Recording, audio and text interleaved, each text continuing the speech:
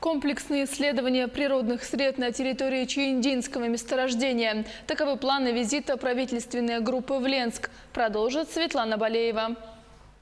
Прибыла в Ленск правительственная группа вечером в понедельник. Утром следующего дня делегация вылетела на Чииндинское нефтегазоконденсатное месторождение.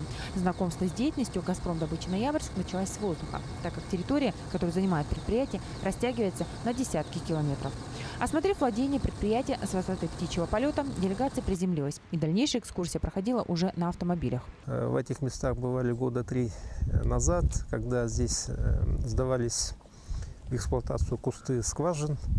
И сейчас мы смотрим, что здесь на Чаинде вырос современный поселок, который строится. И здесь на нулевом километре Чаиндинского месторождения будет добываться якутский газ и транспортироваться в систему Силы Сибири.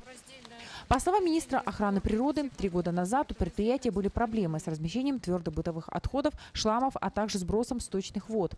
Но сегодня «Газпром добычи Ноябрьск» уходит от былых проблем, ведет строительство новых объектов, очистных сооружений и полигона ТБО. Первым объектом, который посетил Сахамин Афанасьев, стал полигон твердых бытовых отходов. Полигон современный, таких полигонов в Якутии нету. Я впервые вижу, что современный, спроектированный и подходящий для условий Якутии полигон с большой производительностью. Здесь в комплексе можно размещать и шламы, и твердые отходы, и термическую обработку. При этом проводится весовой контроль, радиационный контроль и созданы условия для рабочего персонала.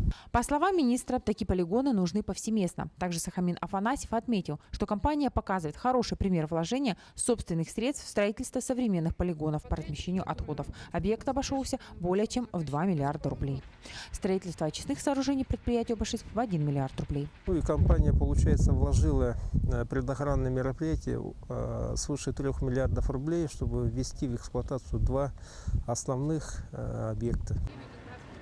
Лицензия предприятием получена. Буквально на днях начнется эксплуатация полигона. Это сложный достаточно объект, потому что он значительно удален от основной инфраструктуры, и всю инфраструктуру приходилось создавать заново.